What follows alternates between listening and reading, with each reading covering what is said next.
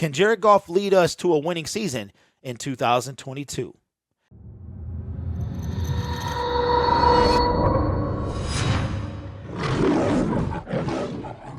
Hello, everyone. My name is Derek, and welcome back to Detroit Lions Syndicate. You already know what we do on this channel. We talk all things about your favorite team, the Detroit Lions. So become part of the Syndicate by subscribing to the YouTube channel, hitting that notification bell as well, so you don't miss any Detroit Lions content.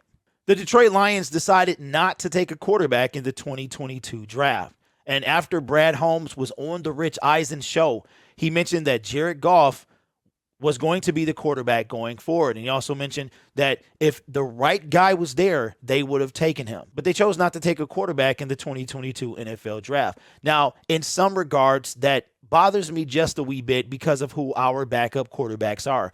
Now, I know that you guys, I heard a comment the other day said a backup quarterback is not supposed to take the field. So you're not supposed to take a quarterback for them to win games. And I disagree with that totally. You have to have somebody that's going to come in and be able to put together at least one win for your team. And we don't have that in Tim Boyle and David Blau. But Brad Holmes and Dan Campbell decided to pass on every quarterback in the draft. They had the opportunity to take Malik Willis over and over. They had the opportunity to take Sam Howell, Desmond Ridder, all of these guys, and they chose not to take a single one. They could have taken Skylar Thompson. He went at the very end of the draft. But they chose not to take a single one, which tells me that they really believe in Jared Goff. Now, Brad Holmes was part of the scouting department when Jared Goff was drafted. He was one of the guys to watch Jared Goff and help the Rams decide to move up those 13 spots to get him. I was a huge Jared Goff supporter, not because Matthew Stafford left our team and he was our new quarterback, but because I knew what Jared Goff could do with the right team around him. And while I was ready to get him benched later in the season, before he put together that awesome game against the Minnesota Vikings, I was ready to have him benched. As a matter of fact, there was a press conference before that win happened where Dan Campbell said, Jared Goff's got to get it together or he's going to get benched. I'm paraphrasing here. I still believe in Jared Goff. I do not think Jared Goff is a bridge quarterback. I do, however, believe that this year, Jared Goff is going to have to prove his worth when it comes to our organization. Now, he's on our team for the foreseeable future unless we trade him away. We can get rid of him, and it'll be financially better after this year. But with the Detroit Lions not drafting a quarterback, that means they would have to draft one next year, and I think that Jared Goff would still be on the roster. You look at Ryan Tannehill, who said he has no interest in mentoring Malik Willis. Jared Goff said he has no problem if the Detroit Lions were to draft a quarterback. One thing that you heard Brad Holmes say on the Rich Eisen show is that they wanted to make sure that they gave Jared Goff the weapons he needed to be successful. And they believe they did that this year. They went out and re-signed Josh Reynolds, brought in Khalif Raymond. We got the speedy guy when healthy, Jamison Williams. And now the Detroit Lions have what it takes for Jared Goff to be successful. Before last season started, we talked about our wide receiver core. And while these guys put up a show during the season, they were honestly one of the worst in the NFL. Terrell Williams goes down in that game against the 49ers, and we never saw him again. Brashard Perriman, he got cut before the season even started, which left us with Amon-Ra St. Brown. We had Quintez Cephas before he got hurt. Tom Kennedy, we had those guys. We didn't even go get Josh Reynolds until week 7 or 8, somewhere around there. Him and Odell Beckham were cut around the same time, and we went and got Josh Reynolds instead of OBJ, even though we could have gotten him first. Now, some of you would have liked to have Odell Beckham Jr., but I would prefer Josh Reynolds. I think Jared Goff, just like any other quarterback, is a tale of the good and the bad. You're going to get the good, you're going to get the bad. One thing I can't stand about Jared Goff is the dreaded spin move, is what I call it. He turns his back to the defender, and there's not a lot of quarterbacks that can do that. Matthew Stafford only does it a couple times, but Jared Goff used to do it several times a game. Patrick Mahomes, Josh Allen, Kyler Murray, those guys, mobile quarterbacks can do that. Jared Goff is not that individual. Once you turn your back to the defense, you have given yourself up, and you're going to have to find a way to turn back around and get some positive yardage. Jared Goff does not have that ability. He did do it toward the end of the season, I think the final game or so, where he did the spin move, but he got out of it unbelievably. So Jared Goff, he's got a lot of negative stuff to his game, but he is not the throwaway quarterback that a lot of people want to put on him. Jared Goff's first season with the Detroit Lions was a tale of two parts. In his first 9 starts, he posted an 84.0 passer rating with a stretch where he had 1 touchdown over 5 games. Over his final 5 starts, he ranked among the top passers in the league with a 100 and 7.1 rating. Goff was one of the worst quarterbacks in the league last year, if not the worst quarterback in the league year.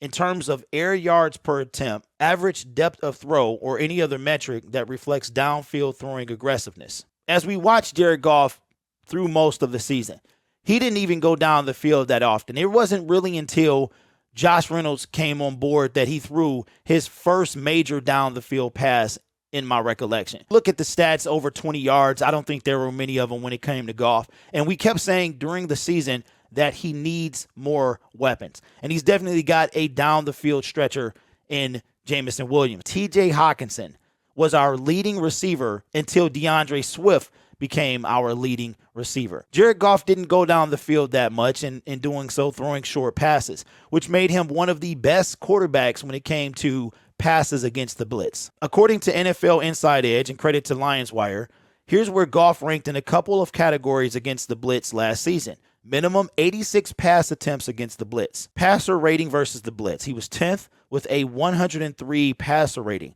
Completion percentage versus the blitz, 3rd, 68.1%, 64 for 94.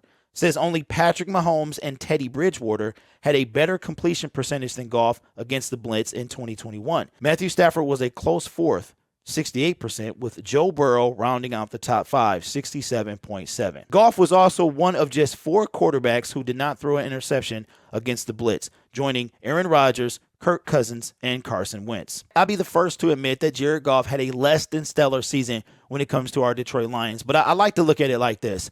If you look at where Jared Goff came from, and I say this over and over and over, he came from a Rams team that was stacked to a Detroit Lions team that had literally nothing. Every analyst out there would talk about how weak the wide receiver core was, and us as fanalists, YouTubers, would talk about the same thing as well. And as I stated earlier in this video, if you look at the receiving core when the season first started, you probably can't even name most of the people that were on there. You had Khalif Raymond, you had Tom Kennedy, you had Quintez Cephas, you had TJ Hockenson. And TJ Hockenson, for half the season, was our leading receiver, our tight end. And then it went to DeAndre Swift. I really don't believe Jared Goff was comfortable here. I just don't. I think he was still shook from the trade, not knowing that he was traded until it was already official. I think coming with the weapons that he had. And I made a video on my other channel before this one launched that we need to go get Josh Reynolds. And Josh Reynolds would be the difference maker for Jared Goff. As soon as he came,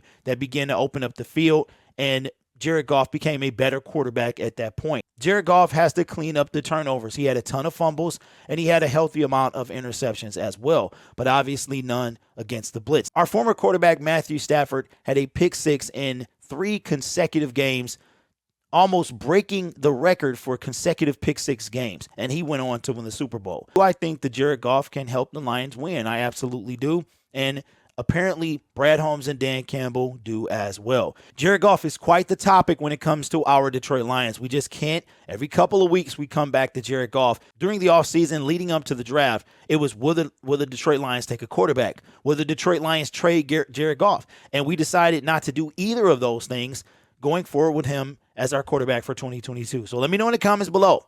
How high are you on Jared Goff for the 2022 season? I have us going 9-8.